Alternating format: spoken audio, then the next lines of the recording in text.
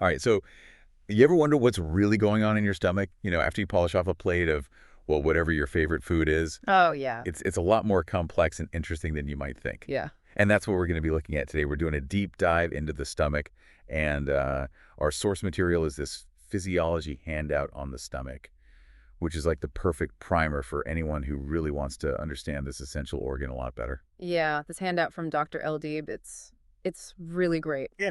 It's like a backstage pass to everything happening in your stomach. Yeah, I like that, a backstage pass. Yeah. So we're going to go beyond just the simple idea that the stomach just digests food. We're going to look at the interplay of all these different cells and chemicals and signals that make digestion happen. Absolutely. So let's jump right in. The handout starts off by talking about the stomach structure. It divides it into three main areas: cardiac, main gastric, and pyloric. But I think it's safe to say that the main gastric area is where most of the action is happening, right? Yeah, that's really the heart of it all. That's where you find all the specialized cells that really power digestion. Okay, so we've got all these cells working away down there. It's like a bustling city, where everyone has their specific job to do. Oh, I like that. Yeah. So what kind of jobs are we talking about here? What are these cells actually doing?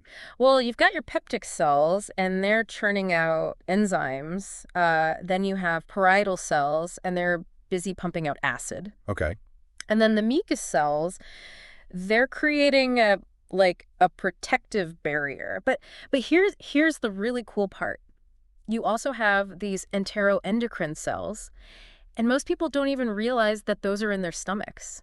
Really? Yeah, these cells, they're like the city's communication network, Okay. releasing all these hormones that control, well, pretty much everything going on. Wait, so hormones Yeah. in my stomach. I always thought of hormones as more of a brain thing. Yeah, it's fascinating, right? Yeah. And your stomach, it's actually like a hormone factory. Huh. It's releasing hormones like gastrin, histamine, and somatostatin. Okay. All of these play a critical role in digestion, and we'll definitely get into those a bit later. Okay, good, because that's definitely news to me. Yeah, it's another reason why digestion is just so much more complex than we usually give it credit for. Yeah, I mean, so the stomach isn't just churning and breaking things down. It's also this like communication hub, right? Exactly. Sending and receiving messages. It's a two-way street. Wow. Okay. And, this handout, it actually lists a whole bunch of the stomach's functions. Yeah. And honestly, it's kind of mind-blowing. Oh, yeah. It really is. It does so much more than just basic digestion. So what else is it doing? Well, for one thing, it carefully regulates how food gets released into the small intestine. It acts as a gatekeeper, make sure the small intestine doesn't get completely overwhelmed. Okay, so no, sudden food dumps then. No dumping allowed. Okay, good to know. But it's not just holding food, it's also breaking it down into like a smooth, acidic mixture. Right, the chyme. Yes. It's like, imagine a super powered blender. Okay, yeah. It liquefies everything before it gets sent to the next stage. Now, okay, I have to admit something. Whenever I hear acidic stomach, I always think of those scary commercials for heartburn medication. I know what you mean. Yeah. It's true. Stomach acid is powerful stuff. But here's the thing that a lot of people don't realize, that acidity also plays a really crucial protective role. Oh, okay. Yeah, so the stomach's harsh environment, it actually kills off a lot of the bacteria that we ingest with our food. So it's like a built-in disinfectant. Exactly, yeah. And then there's vomiting, too. It's another one of those defense mechanisms that the stomach uses to get rid of anything harmful. I mean, think about it. Acidic environment and the ability to purge. Pretty effective ways to protect yourself, right? Okay, yeah, that makes a lot of sense. All right, so let's get into this gastric juice then. It's not just acid, right? Oh, definitely not. I feel like there are a lot of ingredients in this potent cocktail. It's a mix of mucus and enzymes and hormones. And of course, we've got the hydrochloric acid we've been talking about. Right. But for now, let's focus on the acid and the enzymes. Okay. All right. So let's start with the HCl. This handout says it has a mind-boggling pH of 0.8. Yeah. Which, that's insanely acidic. 3 million times more acidic than our blood. Whoa. Yeah. It's produced by those parietal cells we were talking about. And the way it's produced is just fascinating. It involves pumps and channels and concentration gradients within those parietal cells. Wow, that sounds pretty intricate for something that our body just does all the time. It's a well-oiled machine, Yeah. that's for sure. But HCl, it doesn't just break down food. Okay. It also plays a key role in helping us absorb iron from our food, Oh. which is important for everyone, but especially for people dealing with anemia. I never really thought about its role in iron absorption before. Yeah. That's a great point. And it also activates other enzymes like pepsinogen, and it stimulates the release of bile and pancreatic juice. It's really like the conductor of an orchestra, It makes sure all those digestive processes are working together in sync. Okay, so HCl's like the MVP, right? Definitely a key player. Okay. What about the other players on the gastric juice team? Let's talk about those enzymes. Well, the star enzyme here is definitely pepsin. It's actually produced in an inactive form called pepsinogen, and then it gets activated by the HCl. But what's really cool about pepsin is that once it's activated, it can actually activate more pepsinogen. Wait, so it's like a self-replicating enzyme? Pretty much, yeah. It's a chain reaction. It's called autocatalysis, and it's incredibly efficient. And pepsin is also the enzyme that's responsible for curdling milk, so that's how we get cheese. Yeah. Now, that's something that cheese lovers can appreciate. Definitely. So pepsin seems like the protein breaking down boss. But are there any other important enzymes in the mix? Yeah, there's also gastric lipase. It starts working on those short-chain fats. It's like a sneak peek of all that major fat digestion that's going to happen later on in the small intestine. Okay. But here's something that's kind of interesting. Even though pepsin is a key player, it's not essential. The pancreas, it can actually step in and take over protein digestion if needed. Oh, wow. So it's like our body has like a backup plan for everything. Pretty much, yeah. The body is amazing like that. It really is. So we've got this powerful acid and these busy enzymes all working away in there. How does our stomach protect itself from actually being digested in this process? That's where our mighty mucus shield comes in. Okay. And trust me, it's a hero we should all be thanking. Okay, tell me more about this shield. It sounds pretty important. Oh, it's essential, really. The handout describes two types of mucus that work together to protect the stomach lining. First, you've got this thin layer of mucus that's constantly being secreted. It's like a raincoat, providing general protection from the acidic environment. Okay, raincoat, got it. What about the second type? Is that where the heavy-duty protection comes in? Yeah, exactly. The second type is a thick alkaline mucus that acts like a barrier against the acid. And it's produced by the surface epithelial cells, and it forms this like gel-like layer, almost a millimeter thick. A millimeter. Wow, that's pretty substantial for something that, we don't even see. I know, right? It's pretty amazing. And this thick mucus neutralizes the acid before it can, reach that delicate stomach lining. It's like a built-in antacid, constantly protecting the stomach from damage. So we've got the raincoat and the antacid both working together to keep the stomach safe. Yeah. That's impressive.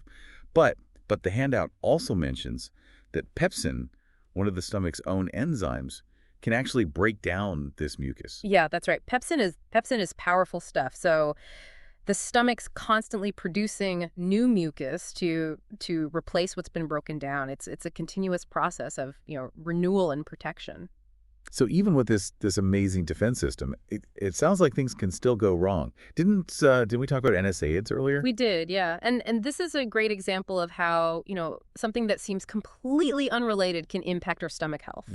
Those common over-the-counter pain relievers like aspirin and ibuprofen, they can actually interfere with the production of prostaglandins. The prostaglandins are important for? Well, prostaglandins stimulate mucus production. So by taking NSAIDs, you could be, unknowingly weakening your stomach's defenses, leaving it more vulnerable to damage from the acid. That's kind of scary. I never realized that those everyday pain relievers could have, such a significant impact on the stomach. It really highlights how interconnected everything in our bodies is. It really does. It's a good reminder to be mindful of what we're putting into our bodies, even over-the-counter medications.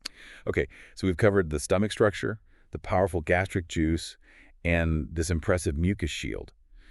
But how does the stomach know when to start and stop all this activity? I mean, it's got to be more than just reacting to the presence of food, right? You're absolutely right. The handout describes 3 phases of gastric secretion, and each phase has its own triggers and mechanisms. Think of it like a carefully choreographed dance, Okay. making sure everything happens in the right order and at the right time. Okay, let's break down this dance then. What's the first move? So the first phase is called the cephalic phase, and it's all about anticipation. Just seeing, smelling, even thinking about food can kickstart this process.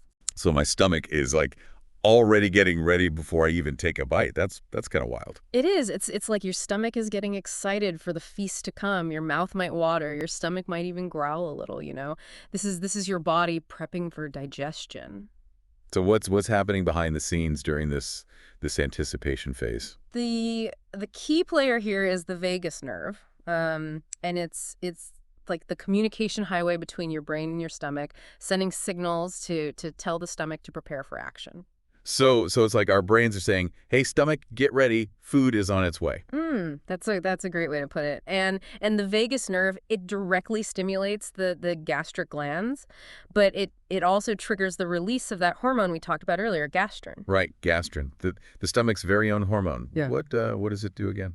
Gastrin really ramps things up. It stimulates even more acid and enzyme production, getting the stomach prepped for the incoming food. So it's like a chain reaction of anticipation. Yeah. But the handout also mentions that emotions can play a role in this phase. Oh, absolutely. They absolutely do. Think about how you feel when you're, stressed or anxious. Your stomach might feel tied up in knots. You might lose your appetite. That's because emotions like fear and depression can actually suppress gastric activity. Wow. So our mental state can actually influence our digestion. Yeah, it's pretty powerful. That's pretty powerful.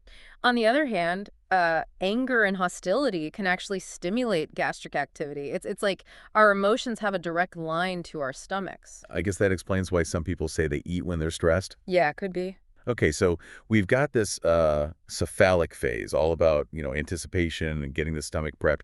What happens when the food actually arrives? That's when we enter the gastric phase. Now the stomach it's responding to the presence of food, in real time. So no more just getting ready, it's go time.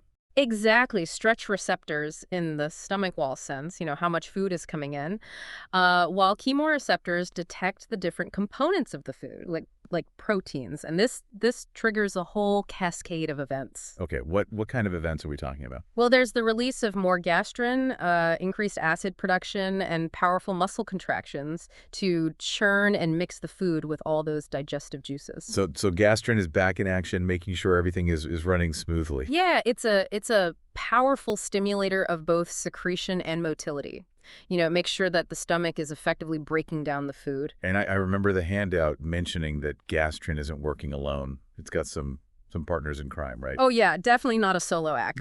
Okay. Acetylcholine, which is the neurotransmitter released by the vagus nerve, Okay. and histamine, which is released by these specialized cells in the stomach, they all work together with gastrin, and they actually enhance each other's effects, making sure that the stomach is really firing on all cylinders. Wow, so it's like a whole team of digestive superheroes working together. Exactly. Team effort. So we've got the stomach churning away, breaking down food, sending out signals, but at some point it has to slow down, right? I mean, doesn't the small intestine need a break? You're exactly right. The small intestine can only handle so much at once, and that's where the intestinal phase comes in. So how does the small intestine, how does it tell the stomach to, chill out a bit? Well, communication is key here. We've got both nervous and hormonal pathways that work to regulate the flow of food from the stomach to the small intestine. Okay. So it's a well-coordinated system. Okay, let's start with the nervous system. How does that work? The enterogastric reflex, it's a direct line from the small intestine to the stomach, telling it to slow down. It's like a brake pedal, Yeah. controlling the rate of gastric emptying. Got it. So it's like a traffic signal, making sure things don't get backed up. But what about those hormonal messengers that we talked about earlier? They play a crucial role, too. Hormones like CCK, secretin, and GIP, they're released from the small intestine in response to the arriving food. They're like messengers telling the stomach to ease up on the gas. So they're telling the stomach, hey, we need a little time to catch up down here. Exactly. And these hormones, they reduce acid production, they slow down muscle contractions, and they basically just give the small intestine a chance to do its job. It's amazing how the stomach and the small intestine work together so seamlessly, like a perfectly coordinated dance. It really is. And this coordination highlights, the incredible complexity of our bodies and the importance of understanding how different organs communicate with each other. It's like a symphony of activity, with each organ playing its part in perfect harmony. A perfect analogy. And just like a symphony has different movements, digestion has different phases, and each phase has its own unique characteristics and purpose. Speaking of different phases, we were talking about that, too full feeling earlier. Hmm. Is that connected to this intestinal phase? It absolutely is. Remember those hormones, CCK, secretin, and GIP? Well, they're not just slowing down the stomach, they're also sending signals to our brains. So they're like, "Hey, brain, we're good down here. Time to put the fork down." Exactly. Those hormones are powerful appetite suppressants.